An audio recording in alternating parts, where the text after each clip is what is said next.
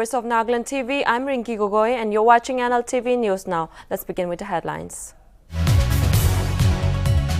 Moscow continues to hostility to capture Kyiv as Russian invasion of Ukraine enters day 10.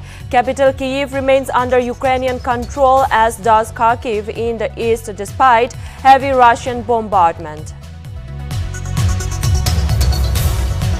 Ukrainian President Volodymyr Zelensky to address the U.S. Senate and set to speak with the U.S. senators through Zoom calls on Saturday. Zelensky lashes NATO for ruling out a no-fly zone over his country. Union Minister for AYUSH and Ports, Shipping and Waterways Sarbanando Sonowal announces major investment of worth 100 crores for AYUSH healthcare in Nagaland. Sonowal emphasizes importance of AYUSH while inaugurating first ever integrated AYUSH hospital in the state at Raja Chedima in Kohima. Federation of Nagaland State Engineering Service Association observes World Engineering Day under the theme Build Back Wiser Engineering the Future in Kohima. State Advisor for IT and Communication, Science and Technology and NRE Monlumo Kikon graces the function as a special guest. Manipur records 28.2% voter turnout till 11 a.m. as polling for second and last phase of Manipur Assembly elections underway at 22 constituencies spread across 6 districts in the state.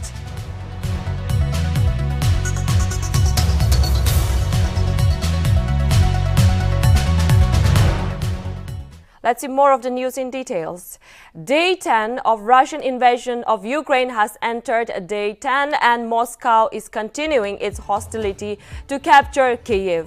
As of this moment, the capital Kyiv remains under Ukrainian control, as does Kharkiv in the east, despite heavy Russian bombardment. Russian forces have seized Kherson in the south and have encircled urban centers in the region. On Friday, Russian forces seized Europe's biggest nuclear power plant in southeastern Ukraine in heavy fighting, but a huge blaze on the site was put out. Russian forces also bombarded Ukraine's capital Kyiv and surrounded several other cities. Ukraine's strategic port city of Mariupol is under a blockade by Russian forces after days of ruthless attacks. Russian President Volodymyr Zelensky, leading his country's battle against the Russian invasion, will address the U.S. Senate on Saturday. Zelensky will speak to senators via Zoom in the morning, Washington time, at the request of Ukraine. Volodymyr Zelensky lashed NATO on Friday for ruling out a no-fly zone over his country, saying the Western military alliance knew further Russian aggression was likely. Russian President Vladimir Putin Friday signed into law a bill introducing jail terms of up to 15 years for fake news about the Russian army as Moscow pushes forward with its invasion of Ukraine. Russia on Friday blocked Facebook, curbed Twitter, and moved to impose harsh jail terms over fake news about its army as Moscow seeks to squelch dissent about its invasion of Ukraine. The UN Security Council will also hold an emergency meeting on Monday on the humanitarian crisis triggered in Ukraine by the Russian invasion and discuss a possible draft resolution.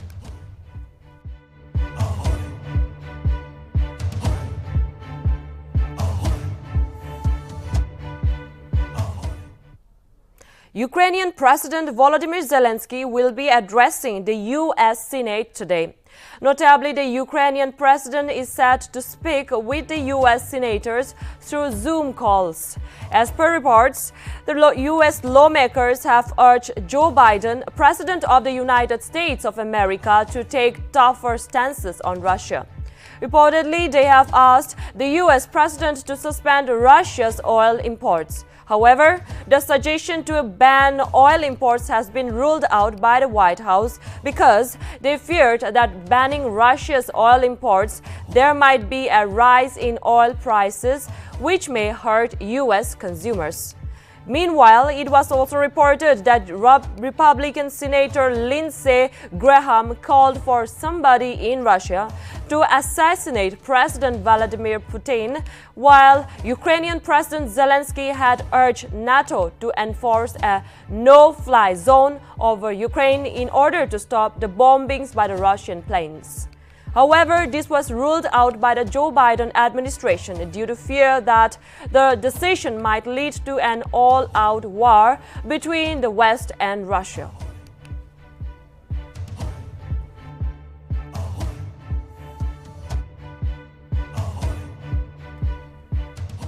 Union Minister for AYUSH and Ports, Shipping and Waterways Sarbananda Sonowal on Friday announced a major investment of worth 100 crores for AYUSH healthcare in Nagaland. While inaugurating the first ever integrated AYUSH hospital in the state at Raja Chedima in Kohima, Sonowal emphasized the importance of AYUSH and its further development in the state, since it is considered a biodiversity hotspot along with other northeastern states.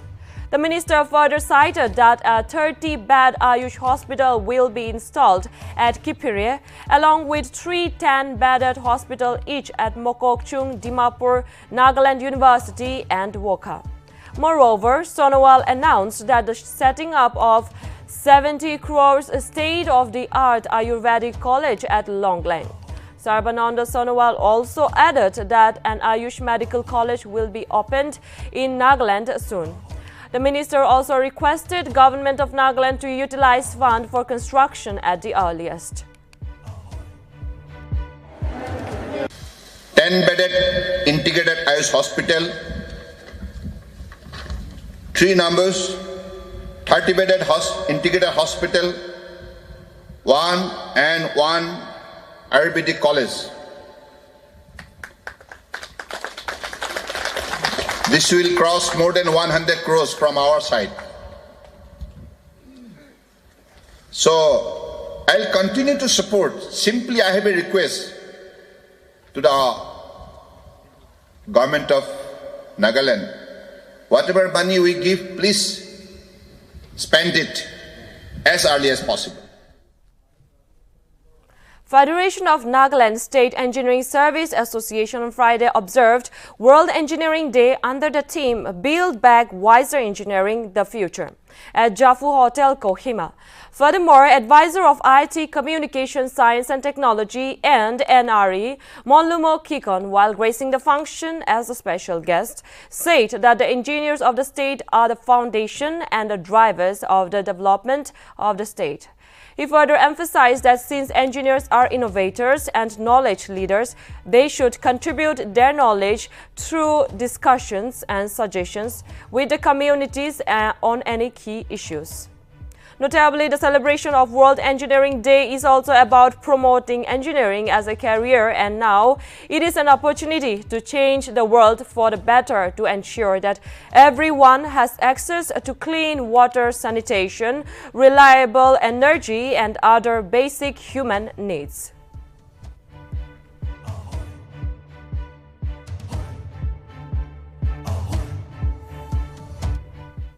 The Assam Rifles held a passing out parade of 1930 new male recruits at Assam Rifles Center and School at Shokhuvi in Dimapur on Friday. Notably, the passing out parade was reviewed by the Director General of Assam Rifles, Lieutenant General P.C. Nair, in the presence of Commandant ARTC and S. Brigadier S.K. Sheran, other senior officers of the Indian Army and the Assam Rifles, 281 parents and local civil society leaders. Remarkably completing 44 weeks of grueling training in the battlecraft, weapon handling, jungle lane shooting and other specialization in counter-insurgency operations, the new recruits march in perfect rhythm and synchronization at the special attestation parade. While addressing the recruits, Lieutenant General Nair highlighted the rich history of the Assam Rifles and called upon the new recruits to inculcate all the aspects of learning during the training period and work towards becoming good soldiers of the battalions that would join shortly.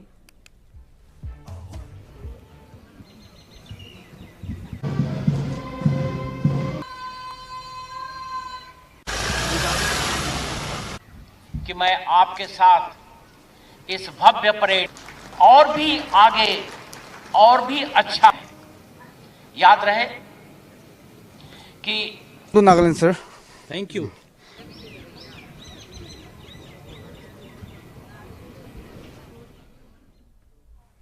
An off-site disaster drill in conjunction with the 51st National Safety Day was held on Friday under the theme Nurture Young Minds, Develop Safety Culture. Notably, the disaster drill was organized by the Labour Department and Indian Oil Corporation Limited in collaboration with Nagaland State Disaster Management. It may be mentioned that the off-site disaster drill was held in a local oil depot at Kevijau colony of Dimapur.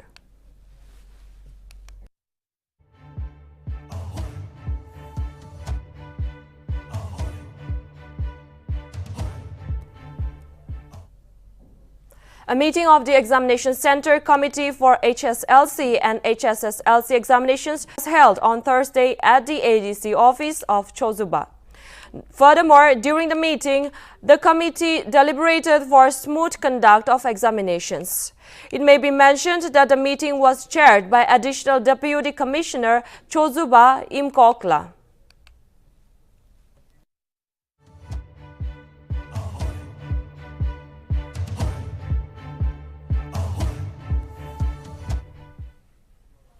A meeting on Business Advisory Committee is set to be held on March 9 at the committee room of Assembly Secretariat. Speaker Nagaland Legislative Assembly and Chairman of the Business Advisory Committee, Sharingain Longkumar, through a notification informed that the meeting will be held to finalize the provisional program for the 11th budget session of the 13th Nagaland Legislative Assembly, which is scheduled to commence from 19 March 2022. The notification further mentioned that all the members of the BAC have been requested to make it covenant to attend the meeting as scheduled.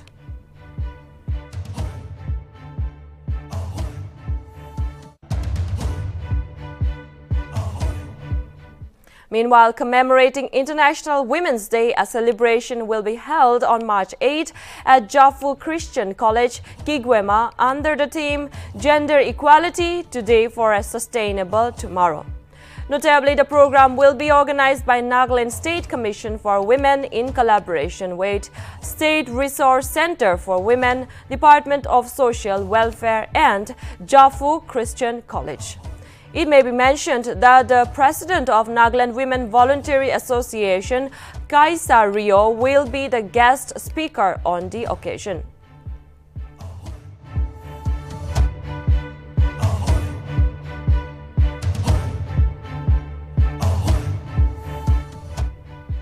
District Executive Force of Longlang had organized a 3-day orientation and training of the Mahila police volunteers from 2nd to 4th March 2022. Notably, the program was held at the Auditorium Hall of Botung Government Higher Secondary School, Longlang, whereby a total of 43 Mahila police volunteers were inducted by SR Superintendent of Police of Longlang, H. Kohuvi Shema. Furthermore, the inaugural speech and induction of MVPs were delivered by SP Longlang, H. Kohuvi Sema. It may be mentioned that the scheme of MVPs is sponsored by the Ministry of Women and Child Development, Government of India, with the active support of MHA and State Police. The tenure of the scheme is initially for 2 years.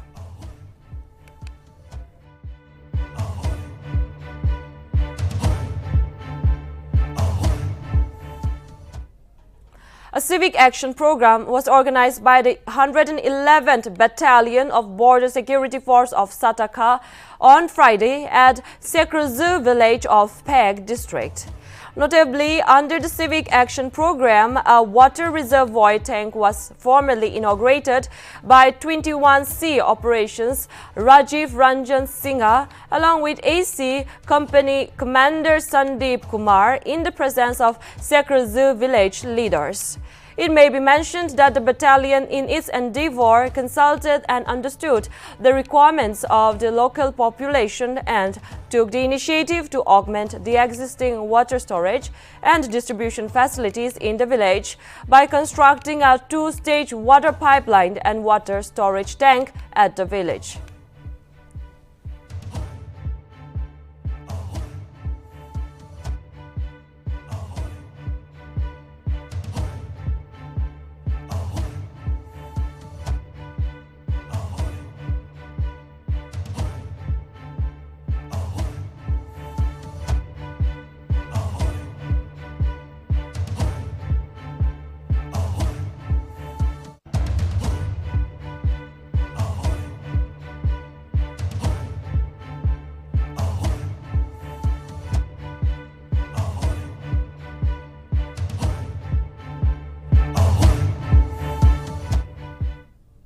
Polling for the second and the last phase of Manipur Assembly elections began on Saturday morning.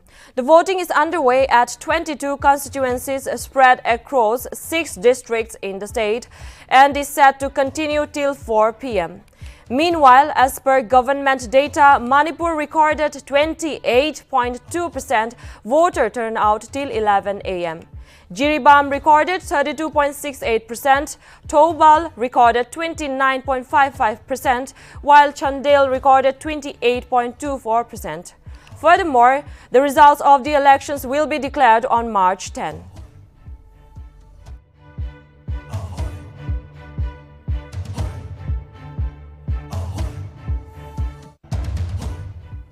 Delhi Teachers University was inaugurated on Friday with an aim to prepare well-trained and highly qualified teachers. Delhi Deputy Chief Minister and Education Minister Manish Sisodia inaugurated the university. Sisodia during the inauguration stated that their vision is to make it the best university in the country and in the world. Notably, the university will offer a new age integrated teacher education program after class 12, and it will also emphasize on the fundamental and applied research in education by collaborating with national and international organizations.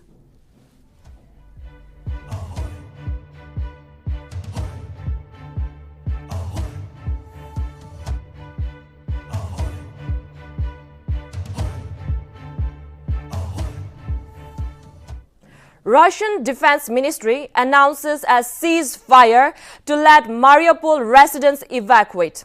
Russia's Defense Ministry have said that Russian forces will stop firing at 10 a.m. Moscow time to allow humanitarian corridors out of the Ukrainian cities of Mariupol and Volnovakha. Meanwhile, Kremlin informed that the UN Security Council that Russian buses are ready at crossing points to go to the eastern Ukraine cities of Kharkiv and to Sumy to evacuate Indian students and other foreign nationals who are stranded there.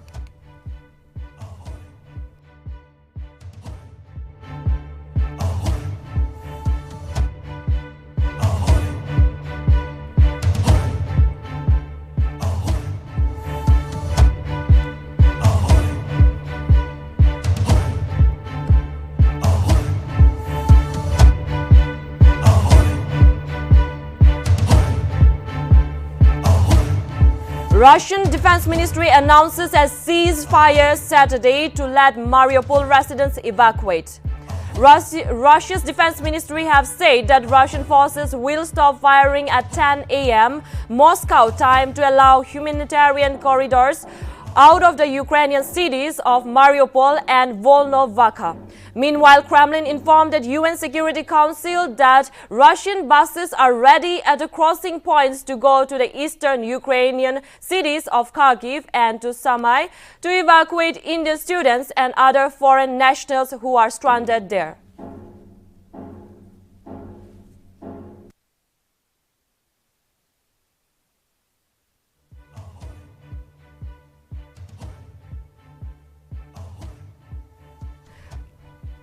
Russian Defense Ministry announces a ceasefire Saturday to let Mariupol residents evacuate.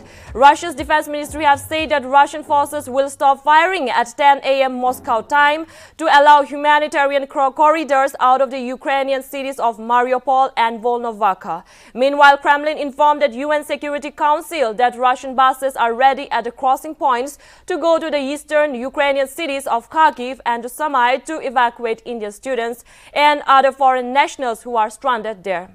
Now we will have more on this.